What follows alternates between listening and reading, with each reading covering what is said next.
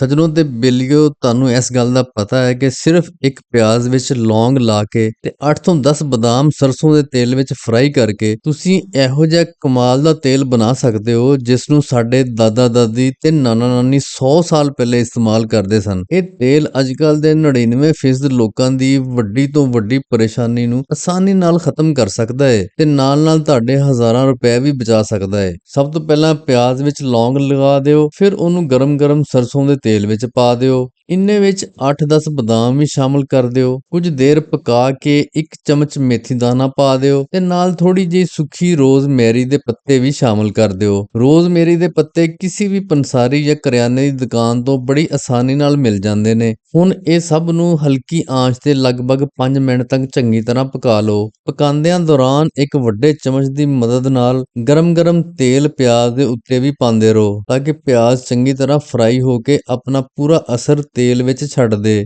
ਜੇ ਤੁਹਾਡਾ ਦਿਲ ਕਰੇ ਤਾਂ ਪਿਆਜ਼ ਨੂੰ ਬਰੀਕ ਕੱਟ ਕੇ ਜਾਂ ਮੈਸ਼ ਕਰਕੇ ਵੀ ਤੇਲ ਵਿੱਚ ਪਾ ਸਕਦੇ ਹੋ। ਇਸ ਨਾਲ ਪਿਆਜ਼ ਦਾ ਅਸਰ ਹੋਰ ਵੀ ਚੰਗੀ ਤਰ੍ਹਾਂ ਤੇਲ ਵਿੱਚ ਸ਼ਾਮਲ ਹੋ ਜਾਂਦਾ ਹੈ। ਸੱਜਣੋ ਤੇ ਬੇਲੀਓ, ਕਮੈਂਟ ਵਿੱਚ ਜ਼ਰੂਰ ਦੱਸੋ ਤੁਸੀਂ ਕਿਸ ਸ਼ਹਿਰ ਤੋਂ ਮੇਰੀ ਵੀਡੀਓ ਵੇਖ ਰਹੇ ਹੋ ਤਾਂ ਕਿ ਮੈਂ ਤੁਹਾਡਾ ਦਿਲੋਂ ਸ਼ੁਕਰੀਆ ਅਦਾ ਕਰ ਸਕਾਂ। ਜਦੋਂ ਤੇਲ ਪੂਰੀ ਤਰ੍ਹਾਂ ਪੱਕ ਜਾਵੇ ਤਾਂ ਬਰਤਨ ਨੂੰ ਚੁੱਲ੍ਹੇ ਤੋਂ ਲਾ ਕੇ ਥੋੜੀ ਦੇਰ ਲਈ ਠੰਡਾ ਹੋਣ ਦਿਓ। ਫਿਰ ਇੱਕ ਬਰੀਕ ਛਲਣੀ ਨਾਲ ਤੇਲ ਨੂੰ ਛਾਣ ਕੇ ਇੱਕ ਸਾਫ਼ ਬਾਉਲ ਦੇ ਵਿੱਚ ਪਾ ਲਓ। ਦੋਸਤੋ, ਜਦੋਂ ਤੁਸੀਂ ਨਹਾਉਣ ਜਾਓ ਉਸ ਤੋਂ 1 ਘੰਟਾ ਪਹਿਲਾਂ ਇਹ ਤੇਲ ਆਪਣੇ ਬਾਲਾਂ ਵਿੱਚ ਲਾ ਕੇ ਹਲਕਾ ਜਿਹਾ ਮਸਾਜ ਕਰ ਲਿਆ ਕਰੋ। ਇਸ ਨਾਲ ਬਾਲਾਂ ਦਾ ਝੜਨਾ ਰੁਕ ਜਾਵੇਗਾ। ਜਿਹੜੇ ਲੋਕ ਗੰਜਪਨ ਦਾ ਸ਼ਿਕਾਰ ਨੇ ਉਹਨਾਂ ਦੇ ਸਰ ਵਿੱਚ ਨਵੇਂ ਬਾਲ ਉੱਗਣ ਲੱਗ ਪੈਣਗੇ। ਬਾਲ 10 ਗੁਣਾ ਮਜ਼ਬੂਤ ਹੋਣਗੇ ਤੇ ਸਫੈਦ ਬਾਲ ਵੀ ਹੌਲੇ-ਹੌਲੇ ਮੁੱਢੋਂ ਕਾਲੇ ਹੋਣੇ ਸ਼ੁਰੂ ਹੋ ਜਾਣਗੇ। ਮੇਰੇ ਸਰ ਦੇ ਵਾਲ ਵੀ ਝੜ ਚੁੱਕੇ ਸਨ। ਫਿਰ ਇੱਕ ਸਿਆਣੇ ਹਕੀਮ ਨੇ ਮੈਨੂੰ ਇਹ ਨੁਸਖਾ ਦੱਸਿਆ ਸੀ ਤੇ ਸਿਰਫ 1 ਮਹੀਨੇ ਦੇ ਇਸਤੇਮਾਲ ਨਾਲ ਮੇਰੇ ਸਰ ਵਿੱਚ ਨਵੇਂ ਵਾਲ ਉੱਗ ਪਏ ਸਨ। ਤੁਸੀਂ ਵੀ ਇਹਨੂੰ ਜ਼ਰੂਰ ਅਜ਼ਮਾਓ ਤੇ ਮੈਨੂੰ ਆਪਣੀਆਂ ਦੁਆਵਾਂ ਵਿੱਚ ਯਾਦ ਰੱਖੋ। ਵੀਡੀਓ ਨੂੰ ਲਾਈਕ ਤੇ ਰੀਪੋਸਟ ਕਰਨਾ ਨਾ ਭੁੱਲਿਓ ਤੇ ਚੈਨਲ ਨੂੰ ਫੋਲੋ ਵੀ ਕਰ ਲਓ